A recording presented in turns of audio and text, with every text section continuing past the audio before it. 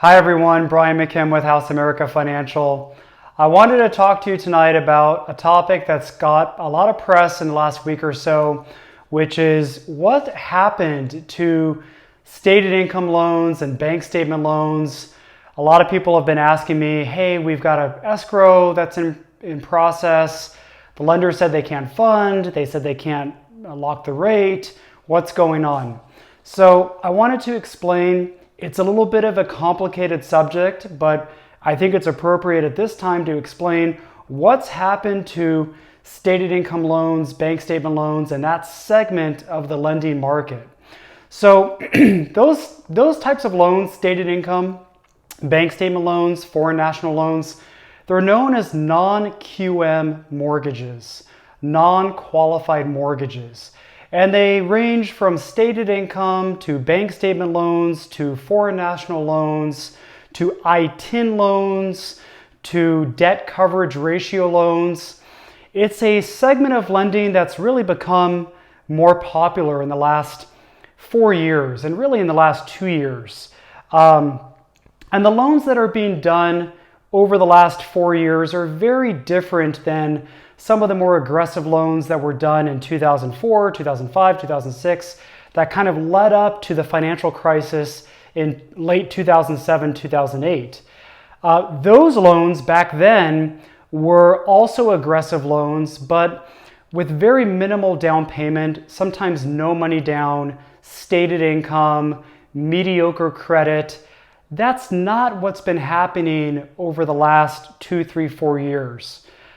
Generally speaking, these stated income loans or non-qualified mortgage loans are typically geared towards people that can't show enough income on their tax returns, so typically self-employed individuals or investors or perhaps foreign nationals, but still a pretty sizable down payment and still generally very good credit. So very different than what was happening 10 or 12, 15 years ago.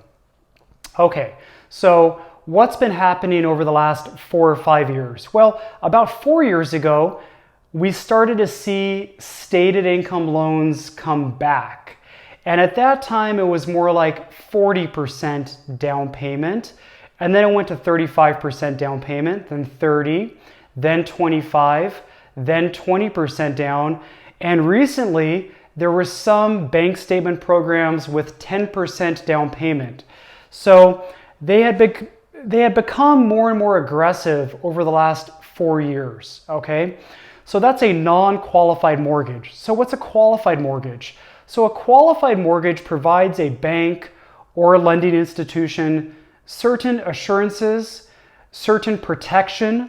However, the trade-off is, hey, you've got to provide full documentation, meaning if you're self-employed, I need to see your tax returns. We're going to qualify you based off the income on the tax returns, bank statement, pretty good credit, pay stubs. So that's a full documentation loan. They're priced better. Why? Because they're less risky. Banks and lenders have more protection and more assurances with qualified mortgages as opposed to non-qualified mortgages. So what's happened over the last week to 10 days? So in this uncertain time with coronavirus and uncertainty about the economy, what it's going to lead to potentially, those investors who liked non-qualified mortgages, who were doing stated income loans, bank statement loans, they said, you know what, we're out. We don't want to do these loans right now. There's too much uncertainty in the economy and the world. We don't want these loans right now. What happened? So lenders who are originating these loans, they might get stuck with a pool of funded loans that are non-qualified mortgages, perhaps stated income, bank statement loans, and now the investors don't want to buy these loans in this current environment. So what does that mean? The way most lenders work is they operate off of large lines of credit, $50 million, $75 million, $100 million. And loans are funded throughout the month, and the loan gets funded, then it gets sold to the investor, that line is replenished, and now more loans can fund, okay? If they happen to have a bunch of these stated income loans and now there's no investor, loans are funded and they're sitting on the line of credit with no buyer. So now a couple things happen. One, that line of credit that might have been $50 million, if you funded $20 million of non-qualified mortgages, now that line of credit, that usable line of credit, has gone from 50 million down to 30 million. So it kind of handcuffs the lender's ability to make more loans. Secondly, what happens is that $20 million of, let's say stated income loans, non-qualified mortgages that are sitting on the line, well, that line of credit is like a large credit card. And after 30 days or 60 days, the bank that's given that line of credit, they're going to want those loans off the line. And after 60 days, they may go back to the lender and say, you know what, I want these loans out of here, get them out. If there's no buyer, what does that lender have to do? Write a check. So they might have to write a check for $20 million, which obviously is very punitive. Now you might say, Brian, come on, these are still good loans. Isn't there some buyer out there? Well, there could be some buyers, and in the past, let's say 2 months ago, 3 months ago, 6 months ago, if a lender funded a loan that maybe wasn't quite right or it was missing some documentation, they could sell it like they call it scratch and dent.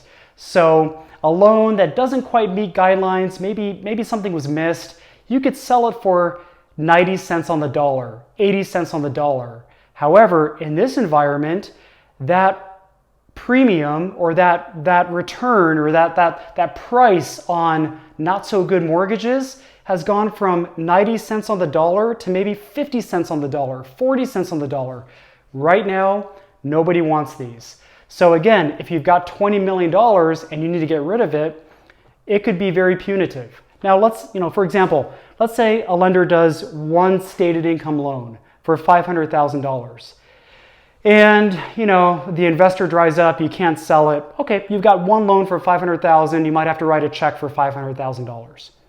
Let's say you have 10 of those loans. Now that's $5 million worth of unsaleable loans. Let's say a company has 100 of these loans, which isn't inconceivable.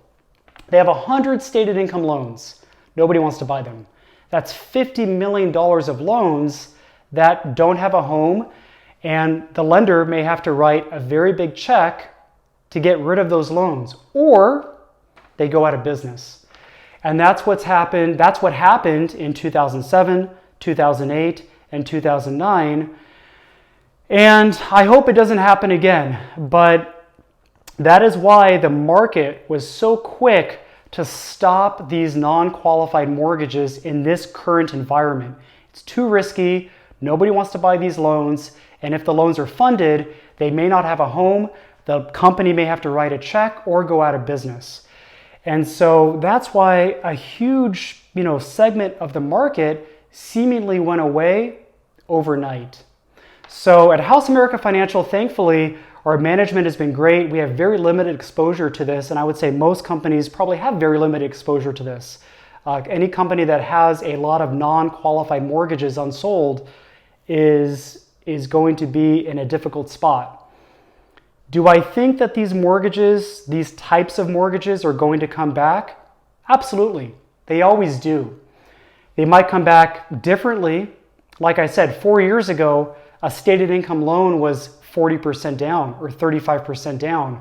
Recently, it got up to 20% down, maybe 15% down. So these loans are going to come back right now, for this week, for next week, probably for the next couple of months. We're going to see this type of mortgage disappear, but it will come back. But I wanted to explain why it went away so fast, what the risks are to lenders in doing these loans, and hopefully shed some light as to what's going on and why it's changed so quickly. If you have any questions, you can give me a call or send me a text, 818-421-4737. And I hope you and your families are well. I wish you the best and take care.